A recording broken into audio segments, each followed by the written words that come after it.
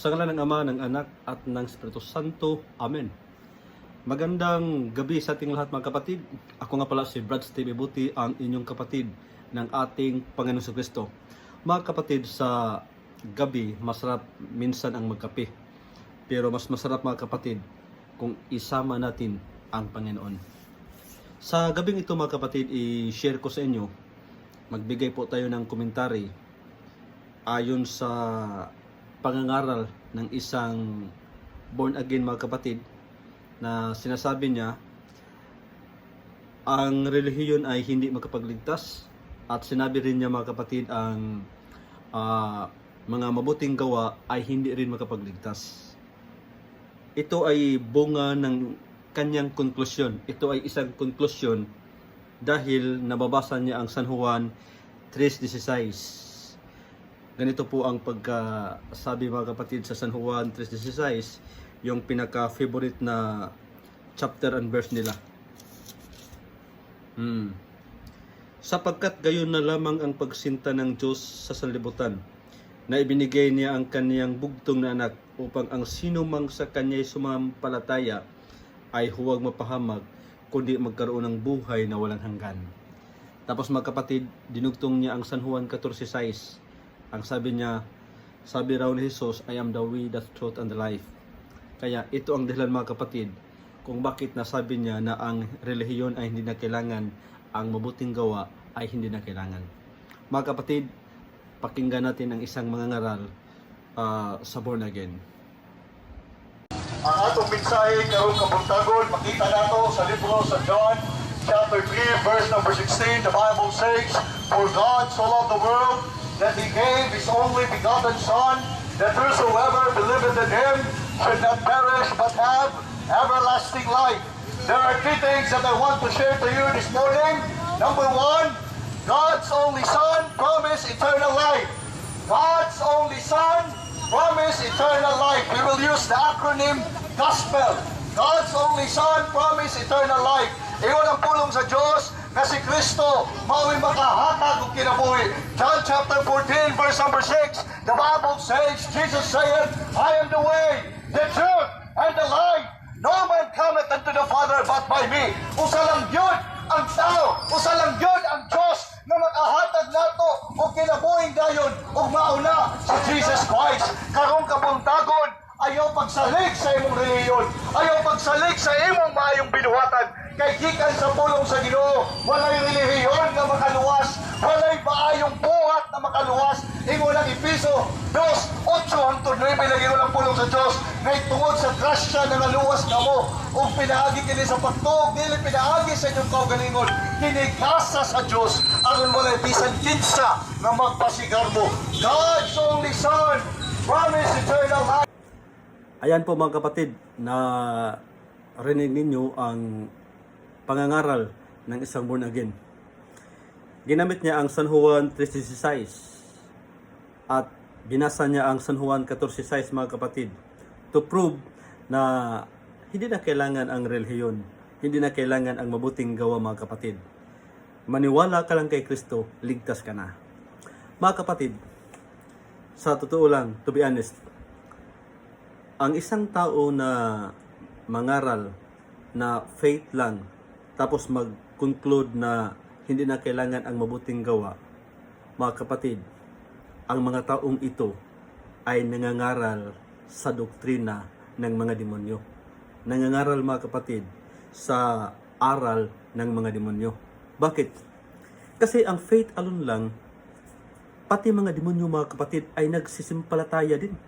Mabasa natin yan sa Santiago 2:19 mga kapatid. Ikaw ay sumasampalataya na ang Diyos ay isa, mabuti ang iyong ginagawa. Ang mga demonyo man ay nagsisimpalataya at nagsisipanginig. So, klaro ang Biblia mga kapatid, na pati mga demonyo ay sumasampalataya rin sa Diyos. Sumasampalataya rin kay Kristo mga kapatid. Ang problema sa kanila, hindi sila gumagawa. Ito ang aral ng mga born again, na maniwala ka lang kay Kristo, nakasulat sa San Juan 3:16. Pero mga kapatid, hindi na kailangan ang mabuting gawa. So, yan po ang aral ng demonyo. Ngayon, sa Santiago 2:17 mga kapatid, makikita natin na ang faith alone lang ay hindi makapagligtas. Pakinggan nyo, gayon din naman ang panampalataya na walang mga gawa ay patay sa kanyang sarili. See? Ang panampalataya na walang mga gawa ay patay sa kanyang sarili. Kung ibalik natin mga kapatid ang San Juan 3:16 na sumasampalataya ka lang kay Kristo at hindi ka gumagawa, ang sabi dito sa Santiago 2:17, gayon din naman ang panampalataya na walang mga gawa ay patay sa kanyang sarili. So, may faith ka nga kay Kristo mga kapatid. Yung mga born again, may faith sila kay Kristo, pero ang faith na yon dead, patay. Kaya mga kapatid, sa 18, ito ang hamon ng mga Katoliko sa mga taga-born again. Oo, sasabihin ng isang tao, ikaw ay mayroong panampalataya at ako'y mayroong mga gawa. Ipakita mo sa akin ang iyong panampalatayang hiwalay sa mga gawa at ako, sa pamamagitan ng aking mga gawa, ay ipakita sa iyo ang aking panampalataya. Napakaganda mga kapatid.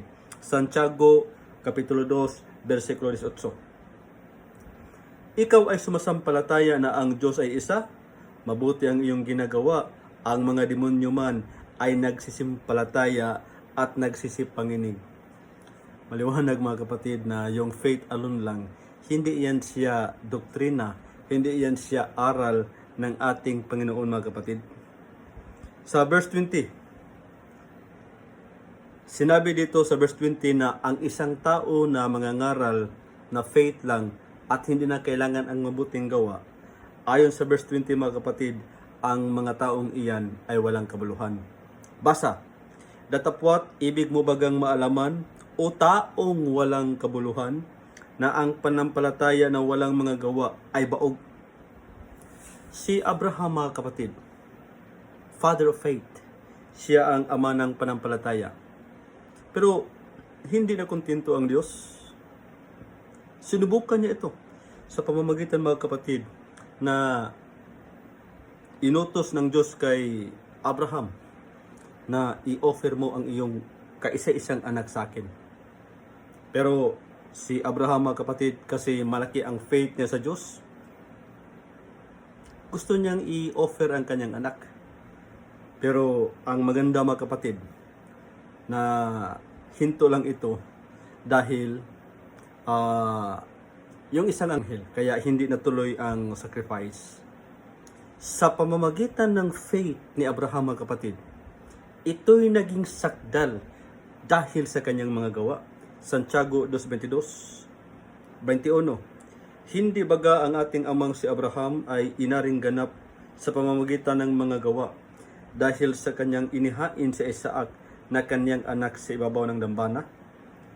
Nakikita mo na ang panampalataya ay gumagawang kalakip ng kanyang mga gawa, at sa pamamagitan ng mga gawa ay naging sakdal ang panampalataya. So, totoo ang faith ni Abraham mga kapatid, kasi naipakita niya ito sa pamamagitan ng kanyang mga gawa. Sa verse 24, nakikita ninyo na sa pamamagitan ng mga gaway, inaring ganap ang tao, at hindi sa pamamagitan ng panampalataya lamang.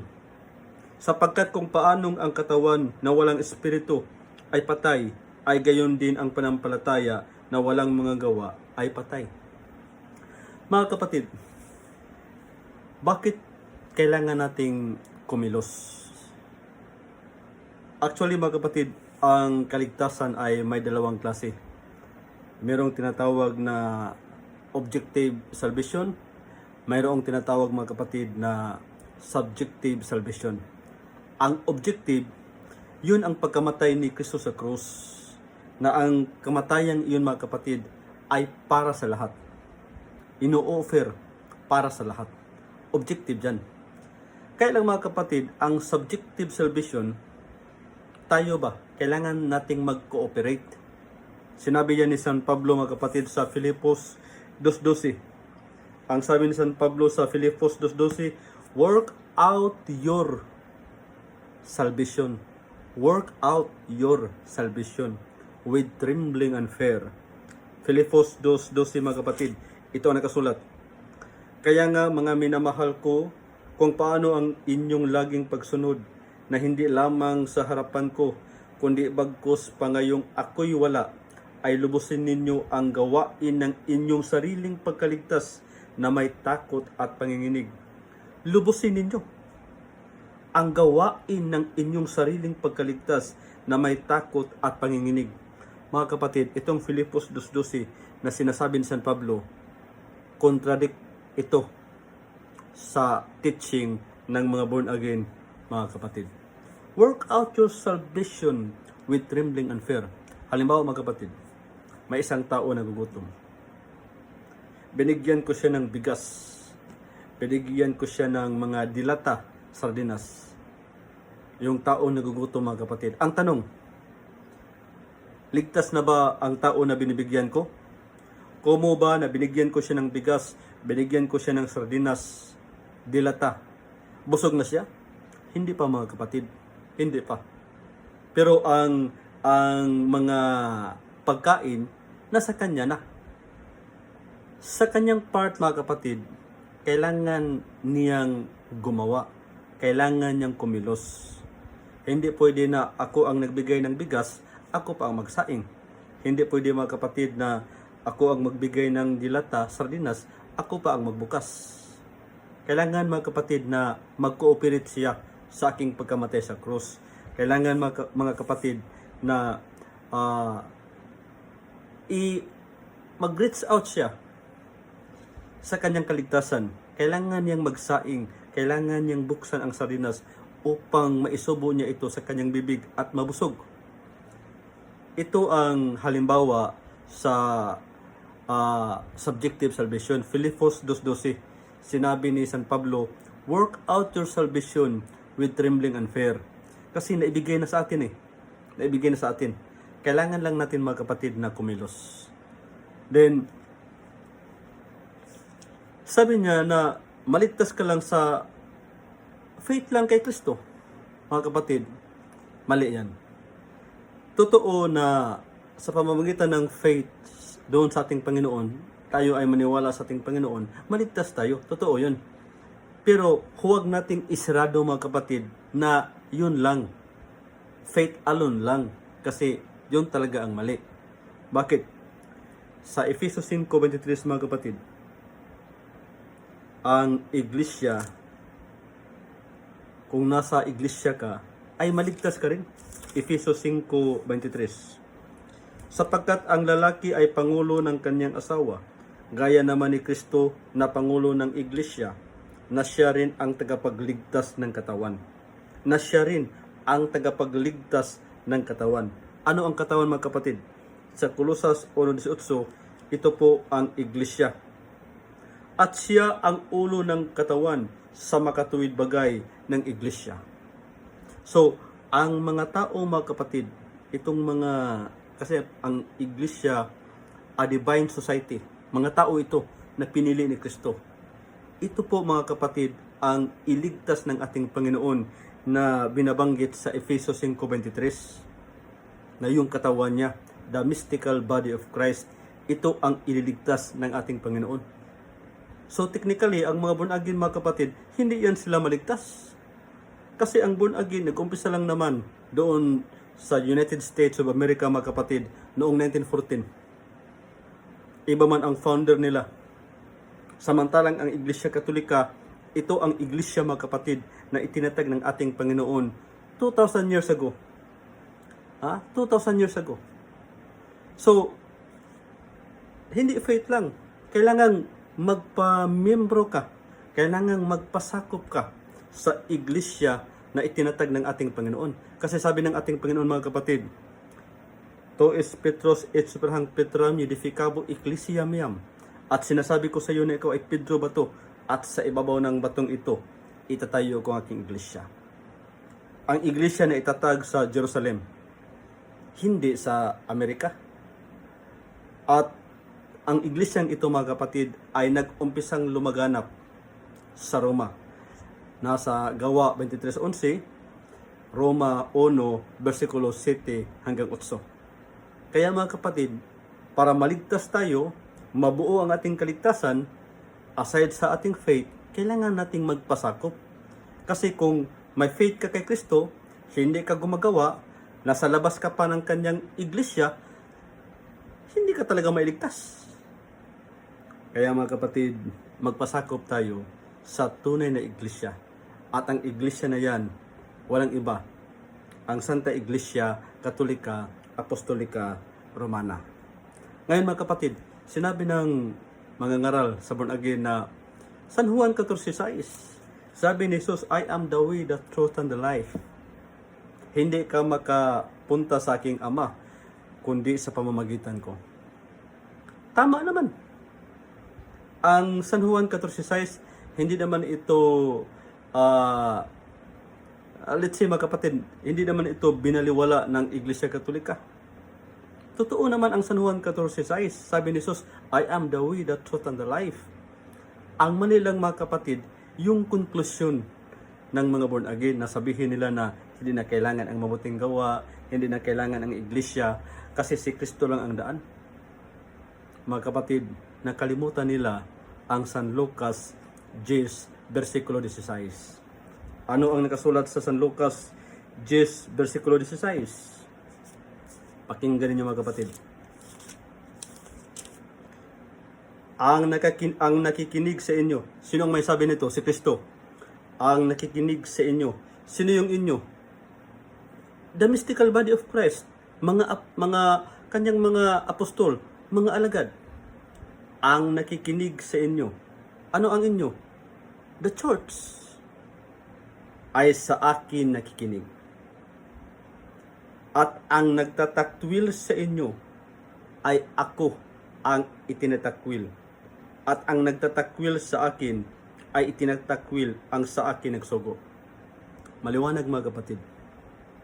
Kaya ang San Juan 14:6, I am the way, the truth, and the life. Tama yun.